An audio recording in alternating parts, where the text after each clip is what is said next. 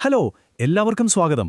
ഒന്ന് ആലോചിച്ചു നോക്കൂ, സ്വന്തം വധശിക്ഷ കാത്തിരിക്കുന്ന ഒരാൾക്ക് ഇത്ര കൂളായി, ഇത്ര ശാന്തനായിരിക്കാൻ പറ്റുമോ? ഇന്ന് നമ്മൾ പ്ലാറ്റോയുടെ ഫീഡോയിലേക്ക് ഒന്നിറങ്ങി ചെല്ലുകയാണ്, സോക്രട്ടീസിന്റെ ആ അവസാന മണിക്കൂറുകളിലേക്ക്. എന്തുകൊണ്ടാണ് ആ മനുഷ്യൻ മരണത്തെ ഒട്ടും ഭയപ്പെടാതിരുന്നത്? ആ ചോദ്യത്തിനുള്ള ഉത്തരമാണ് നമ്മൾ തേടുന്നത്. ചിലപ്പോൾ ഇത് മരണത്തെക്കുറിച്ചുള്ള നമ്മുടെയൊക്കെ കാഴ്ചപ്പാടുകളെ തന്നെ മാറ്റിയേക്കാം. ഈ വാക്കുകൾ ആരുടെയാണെന്നറിയാമോ? സോക്രട്ടീസിന്റെ ശിഷ്യനായ ഫീഡോയുടേതാണ്. ആ ദിവസം ആ ജയിൽ മുറിയിലുണ്ടായിരുന്ന ഒരാൾ. ഒന്നോർത്തു നോക്കൂ, ചുറ്റുമുള്ള സുഹൃത്തുക്കളെല്ലാം കരഞ്ഞ് തളർന്നിരിക്കുകയാണ്. പക്ഷേ വധശിക്ഷയ്ക്ക് വിധേയനാകാൻ പോകുന്ന സോക്രട്ടീസോ പുള്ളിക്കൊരു കൂസലുമില്ല. തികച്ചും ശാന്തൻ, നിർഭയൻ. ഇതുതന്നെയാണ് ഈ സംവാദത്തിന്റെ എല്ലാം ഒരു സെൻട്രൽ പോയിന്റ്. എന്തുകൊണ്ട് അദ്ദേഹത്തിന് മാത്രം ഇങ്ങനെ സാധിച്ചു? അപ്പോൾ ആ ചോദ്യത്തിനുള്ള ഉത്തരം കിട്ടണമെങ്കിൽ നമ്മൾ ആദ്യം ആ ജയിൽ മുറിയിലേക്കൊന്ന് പോകണം. ആ ഒരു അന്തരീക്ഷം ശരിക്കും മനസ്സിലാക്കണം. കാരണം സോക്രട്ടീസിന്റെ ആ അവസാന നിമിഷങ്ങളിലെ നാടകീയതയിലാണ് അദ്ദേഹത്തിന്റെ ആ ശാന്തതയുടെ എല്ലാം രഹസ്യം ഒളിഞ്ഞിരിക്കുന്നത്. ഒന്ന് സങ്കൽപ്പിച്ചു നോക്കാമോ? BC 399 ഏതൻസിലെ ഒരു ജയിൽ മുറി. സിമ്യാസ്, സെബസ്, ക്രിറ്റോ, അങ്ങനെ കുറേ സുഹൃത്തുക്കൾ അദ്ദേഹത്തിന് ചുറ്റുമിരിപ്പുണ്ട്. അവരെല്ലാവരും കരയുകയാണ്, ആകെ തകർന്നിരിക്കുകയാണ്. പക്ഷേ സോക്രട്ടീസ് എന്തു ചെയ്യുന്നു? അദ്ദേഹം അവരെ ആശ്വസിപ്പിക്കുന്നു, തത്വചിന്തയെപ്പറ്റി സംസാരിക്കുന്നു. ശരിക്കും വിചിത്രമല്ലേ? ആ ഒരു കോൺട്രാസ്റ്റ്, അത് ഭയങ്കരമാണ്. അപ്പോ ഇതാണ് നമ്മുടെ പ്രധാന ചോദ്യം. എന്തുകൊണ്ടാണ് സോക്രട്ടീസ് മരണത്തെ ഒരു ട്രാജഡിയായി കാണാതിരുന്നത്? എന്തായിരുന്നു അദ്ദേഹത്തിന്റെ ഈ അസാധാരണമായ ശാന്തതയ്ക്ക് പിന്നിലെ ഫിലോസഫി? വാ, നമുക്കതൊന്ന് പൊളിച്ചെടുക്കാം. സോക്രട്ടീസിന്റെ അശാന്തതയുടെ ഒന്നാമത്തെ കാരണം മരണത്തെക്കുറിച്ചുള്ള അദ്ദേഹത്തിന്റെ കാഴ്ചപ്പാട് തന്നെയാണ്. നമ്മളൊക്കെ ചിന്തിക്കുന്നത് പോലെയല്ല അദ്ദേഹം മരണത്തെ കണ്ടത്. അദ്ദേഹത്തിന് അതൊരു ദ എൻഡായിരുന്നില്ല, മറിച്ച് ആത്മാവിന് കിട്ടുന്ന ഒരു റിലീസ്, ഒരു മോചനം. അതായിരുന്നു മരണം. ഇത് ശരിക്കുമൊരു റാഡിക്കൽ ഐഡിയ ആണല്ലേ? ഒരു യഥാർത്ഥ ഫിലോസഫർ തന്റെ ജീവിതകാലം മുഴുവൻ മരണത്തിനു വേണ്ടി പ്രാക്ടീസ് ചെയ്യുകയാണെന്നാണ് സോക്രട്ടീസ് പറയുന്നത്. അതായത് ഫിലോസഫി എന്ന് പറഞ്ഞാൽ അടിപൊളിയായി ജീവിക്കാനുള്ളൊരു വഴി മാത്രമല്ല, അടിപൊളിയായി മരിക്കാനുള്ളൊരു ട്രെയിനിങ് കൂടിയാണ്. ഇതാണ് സോക്രട്ടീസ് മരണത്തിന് കൊടുക്കുന്ന ഡെഫിനിഷൻ. സിമ്പിളാണ്. അതൊരു എൻഡിംഗ് അല്ല, ഒരു ട്രാൻസ്ഫോർമേഷനാണ്. നമ്മുടെ ശരീരമെന്ന ജയിലിൽ നിന്ന് ആത്മാവിന് കിട്ടുന്ന ഒരു മോചനം. ദാ ഈയൊരു താരതമ്യം ഒന്ന് നോക്കിക്കേ. ഒരു വശത്ത് ശരീരം, നമുക്കതിനെ കാണാം, തൊടാം. പക്ഷെ അത് എപ്പോഴും മാറിക്കൊണ്ടിരിക്കും, അവസാനം നശിച്ചുപോകും, അല്ലേ?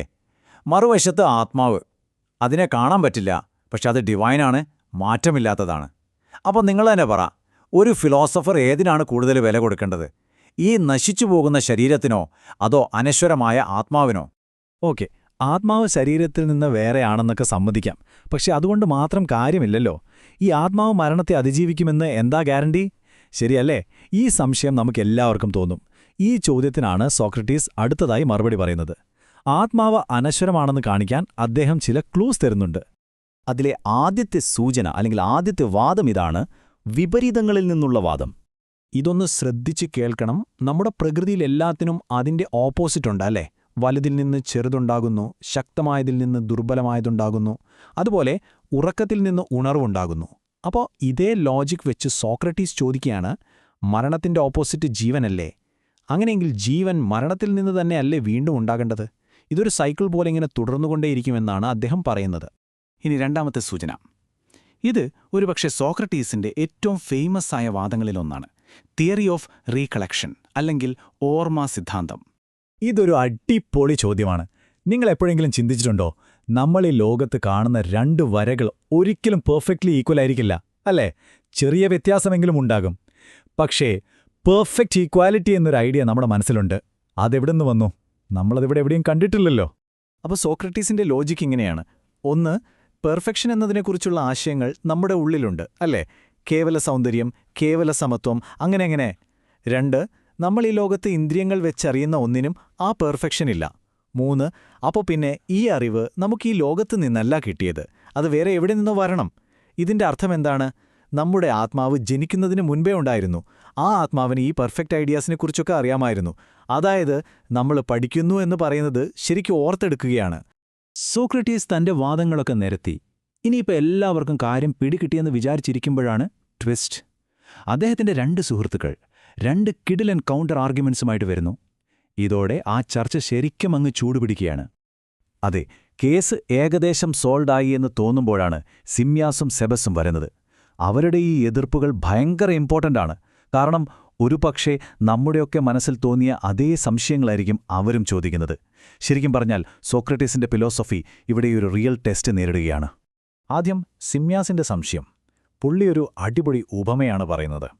ആത്മാവ് ഒരു വീണയിലെ സംഗീതം പോലെയാണ്. അത് നമുക്ക് കാണാൻ പറ്റില്ല, ഡിവൈനാണ്. പക്ഷേ വീണ പൊട്ടിയാൽ സംഗീതവും തീരുമല്ലോ. എങ്ങനെയുണ്ട്? അതായത് നമ്മുടെ ശരീരമെന്ന ഈ ഉപകരണം നശിക്കുമ്പോൾ അതിൽ നിന്നുണ്ടാകുന്ന ആത്മാവും ഇല്ലാതായി പോകില്ലേ? അതെ, വീണയാണ് ശരീരമെങ്കിൽ സംഗീതമാണ് ആത്മാവ്. വീണയില്ലെങ്കിൽ സംഗീതമില്ല, അതുപോലെ ശരീരമില്ലെങ്കിൽ ആത്മാവുമില്ല. ഇതാണ് സിമ്യാസിന്റെ പോയിന്റ്. ഇനി സെബസിന്റെ ഡൗട്ട്. ഇത് കുറച്ചുകൂടി സങ്കീർണമാണ്, പക്ഷേ അതും ഒരു കിടിലൻ ഉപമയാണ്. ഒരു നെയ്ത്തുകാരൻ താൻ നെയ്യുന്ന ഒരുപാട് കുപ്പായങ്ങളെ അതിജീവിക്കും. പക്ഷേ അവസാനം അയാൾ മരിക്കുമ്പോൾ ഒരു കുപ്പായം ബാക്കിയുണ്ടാകാം. അതുപോലെ ആത്മാവ് ഒരുപാട് ശരീരങ്ങൾ ഉപയോഗിക്കുന്നുണ്ടാവാം. പക്ഷേ ഇത് ആ ആത്മാവിന്റെ അവസാനത്തെ ശരീരമല്ലെന്ന് നമുക്ക് എങ്ങനെ ഉറപ്പിക്കാൻ പറ്റും? ഇവിടെ നെയ്ത്തുകാരൻ ആത്മാവാണ്, കുപ്പായങ്ങൾ ശരീരങ്ങളും. നെയ്ത്തുകാരൻ കുപ്പായങ്ങളെക്കാൾ കൂടുതൽ കാലം ജീവിക്കും, ശരിയാണ്. പക്ഷെ അയാൾ എപ്പോഴും ജീവിക്കില്ലല്ലോ. അതുപോലെ ആത്മാവും കുറേ ശരീരങ്ങൾ ഉപയോഗിച്ച ശേഷം ഒരു നാൾ നശിച്ചുപോയിക്കൂടെ? എന്താ ഒരു ഉറപ്പ്? അപ്പോ സിമ്യാസിന്റെയും സെബസിന്റെയും ഈ 2 ചോദ്യങ്ങൾ ശരിക്കും സോക്രട്ടീസിനൊന്ന് കുഴയ്ക്കും. ഇനിയിപ്പോൾ എന്തു പറയും? ഈ 2 വെല്ലുവിളികളെ സോക്രട്ടീസ് എങ്ങനെയാണ് നേരിടുന്നത്? അതാണ് അദ്ദേഹത്തിന്റെ അവസാന വാദം. സോക്രട്ടീസ് ഇതിന് കിഡിലൻ മറുപടികളാണ് കൊടുക്കുന്നത്. സിമ്യാസിന്റെ സംഗീതത്തിന്റെ ഉപമയോട് അദ്ദേഹം പറയുന്നു, സംഗീതം വീണയെ ആശ്രയിച്ചിരിക്കും, പക്ഷെ ആത്മാവ് അങ്ങനെയല്ല. അത് ശരീരത്തെ നയിക്കുകയും ഭരിക്കുകയുമാണ് ചെയ്യുന്നത്. പോരാത്തതിന് നമ്മുടെ ഓർമ്മസിദ്ധാന്തം അനുസരിച്ച് ആത്മാവ് ശരീരത്തിന് മുൻപേ ഉണ്ടായിരുന്നു. സംഗീതത്തിന് അത് പറ്റില്ലല്ലോ. ഇനി സെബസിന്റെ നെയ്ത്തുകാരന്റെ കഥയോട്. ഒരു വസ്തുവിന് അതിന്റെ നേരെ വിപരീതമായ ഒന്നിനെ സ്വീകരിക്കാൻ പറ്റില്ല. ഉദാഹരണത്തിന്, ജീവൻ എന്ന ആശയം ആത്മാവുമായി ബന്ധപ്പെട്ടിരിക്കുന്നു. അങ്ങനെയുള്ള ആത്മാവിന് അതിന്റെ നേർവിപരീതമായ മരണത്തെ എങ്ങനെ ഉൾക്കൊള്ളാൻ സാധിക്കും? ഇതാണ് സോക്രട്ടീസിന്റെ ഫൈനൽ പഞ്ച്. പക്ഷേ ശരിക്കും പറഞ്ഞാൽ ഈ വാദങ്ങളെല്ലാം 100% ശരിയാണോ തെറ്റാണോ എന്നതല്ല കാര്യം. അതിനേക്കാൾ വലിയൊരു പാഠം എവിടെയുണ്ട്. മരണത്തെപ്പോലുള്ള നമ്മുടെ ഏറ്റവും വലിയ ഭയങ്ങളെ വെറുതെ പേടിച്ചിരിക്കാതെ ധൈര്യത്തോടെയും യുക്തിയോടെയും നേരിടാൻ കഴിയും എന്ന് സോക്രട്ടീസ് നമ്മളെ കാണിച്ചു തരുന്നു. ആ ചോദ്യം ചോദിക്കാനുള്ള ധൈര്യം, ആ അന്വേഷണം, അതിനാണ് യഥാർത്ഥ വില. അതുകൊണ്ട് സോക്രട്ടീസ് നമുക്ക് വിട്ടുതന്നത് ഒരു റെഡിമെയ്ഡ് ഉത്തരമല്ല, മറിച്ച് ചോദ്യങ്ങൾ ചോദിക്കാനുള്ള ഒരു രീതിയാണ്. ഭയങ്ങളെയും സംശയങ്ങളെയും നേരിടുമ്പോൾ യുക്തി ഉപയോഗിച്ച് സ്വന്തം ഉത്തരങ്ങൾ കണ്ടെത്താൻ ശ്രമിക്കുക. അതാണ് അദ്ദേഹത്തിന്റെ പാരമ്പര്യം. അപ്പോൾ ഞാൻ നിങ്ങളോടൊരു ചോദ്യം ചോദിക്കട്ടെ. മരണത്തെക്കുറിച്ച് അല്ലെങ്കിൽ ജീവിതത്തെക്കുറിച്ച് നിങ്ങളുടെ മനസ്സിലെ ഏറ്റവും വലിയ ചോദ്യം എന്താണ്? ചിന്തിക്കുക. നമുക്ക് അടുത്ത തവണ കാണാം.